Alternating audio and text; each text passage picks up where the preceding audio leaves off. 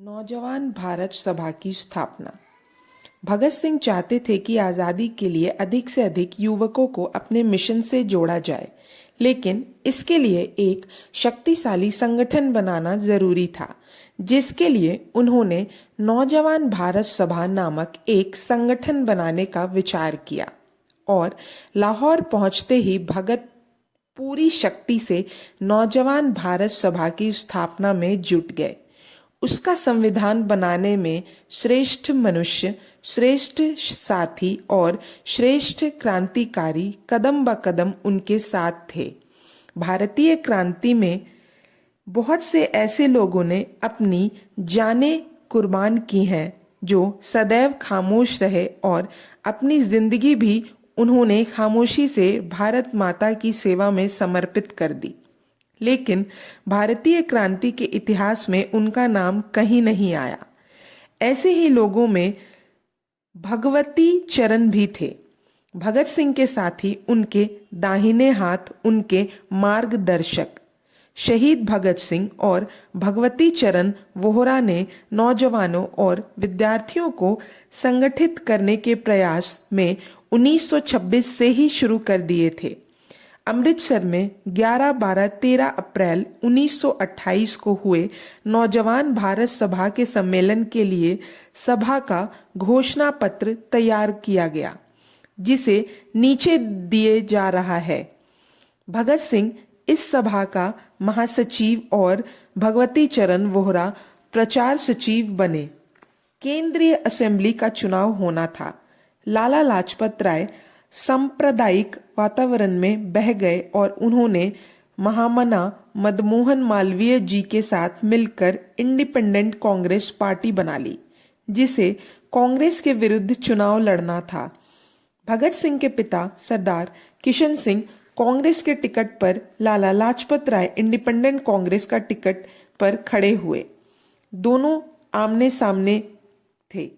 चुनाव के अभियान की बागडोर अपने पिता की तरफ से भगत सिंह ने संभाली। सन 1926 ईस्वी में भगत सिंह ने सुखदेव, भगवती चरण और यशपाल आदि के साथ मिलकर लाहौर में नौजवान भारत सभा की स्थापना की। इन कोशिशों के पीछे भगत सिंह का उद्देश्य था जनता में राजनीतिक जागृति उत्पन्न करना और क्रांतिकारी दल को मजबूत बनाना। इस सभा का नारा था हिंदुस्तान जिंदाबाद। इन दिनों भगत सिंह क्रांतिकारी संगठन को पक्का करने के कामों में जुटे हुए थे। ना उनको खाने पीने का होश था, ना उठने बैठने का। वह रात दिन एक ही कल्पना मन में संजोए रहते थे, अपने क्रांतिकारी दल को कैसे संगठित किया जाए और भारत की आजादी के संघर्ष में इसको कैसे योगदान दिया जाए।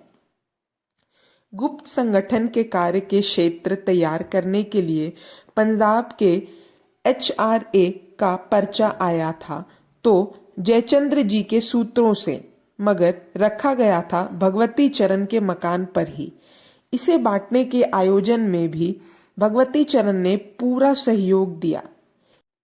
एक बार आंतरिकता हो जाने पर भगवती चरण से निकटता बढ़ते जाना एकदम स्वाभाविक था। नौजवान भारत सभा के मुख्य सूत्रधार भगत सिंह व भगवती चरण ही थे। यह संस्था गुप्त संगठन के लिए सार्वजनिक आधार थी। भगत सिंह जनरल सेक्रेटरी और भगवती चरण प्रोपेगेंडा सेक्रेटरी बने। इसके साथ ही सार्वजनिक क्षेत्र में प्रमुख सहयोग देने वाले थे धनवंतरी और एहसान इलाही। कुछ ही दिनों में कांग्रेस में समाजवादी प्रवृत्ति रखने वाले सभी नौजवान इसके सदस्य बन गए। यह संगठन भारतवर्ष के भिन्न भिन्न प्रांतों में फैलता चला गया।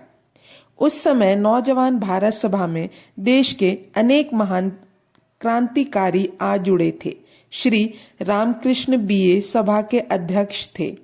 भगत सिंह महामंत्री तथा भगवती चरण प्रचार मंत्री। कांग्रेस के गर्म दल के कई महत्वपूर्ण व्यक्तित्व भारत नौजवान सभा में एक साथ थे। श्री केदारनाथ सहगल, डॉक्टर सैफुद्दीन किचलू, लाला पंडित दास, लाला लालचंद्र फलक और डॉक्टर सत्यपाल आदि क्रांतिकारी विचारों के व्यक्तियों ने सभा को अपनी सेवाएं दी।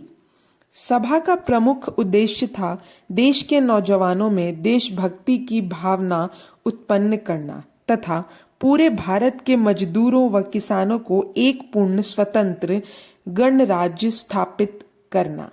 नौजवान भारत सभा ने अपना संविधान तैयार किया और सन 1926 में पूर्ण स्वतंत्रता लेने की घोषणा कर दी। यद्यपि देश के सबसे बड़ी राजनीतिक दल कांग्रेस ने पूर्ण स्वराज की घोषणा सन 1927 में डॉक्टर अंसारी की अध्यक्षता में मद्रास कांग्रेस अधिवेशन में की थी, जिसका श्रेय श्रीमती एनी बेसेंट व जवाहरलाल नेहरू की गर्मजोशी को है।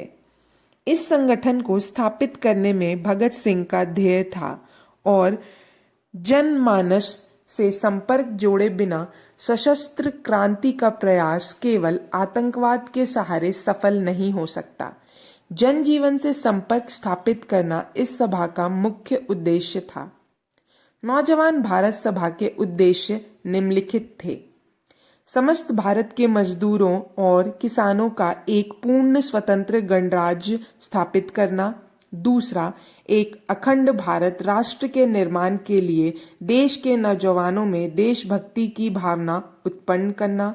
तीसरा, उन आर्थिक, सामाजिक और औद्योगिक आंदोलनों के साथ हमदर्दी रखना, सहायता करना जो सांप्रदायिकता विरोधी हों और किसान मजदूरों के आदर्श गणतांत्रिक राज्य की प्राप्ति में सहायक हों। चौथा, किसान और मजदूरों को संगठित करना। इस संविधान का अत्यंत महत्वपूर्ण पहलू यह है कि नौजवान भारत सभा ने पूर्ण स्वतंत्रता की यह घोषणा 1926 के आरंभ में की, जबकि देश के सबसे बड़ी राजनीतिक दल कांग्रेस ने ऐसी घोषणा सन 1927 की मद्रास कॉन्फ्रेंस में की, जिसके सभापति डॉक्टर अंसारी थे। इस समय भगत सिंह बराबर दूसरे प्रांतों से संपर्क बनाए हुए थे। उनका एक पैर लाहौर में रहता था, एक बाहर। वे संगठन को अधिक से अधिक मजबूत कर रहे थे। यहीं खत्म होती है नौजवान भारत सभा की स्थापना।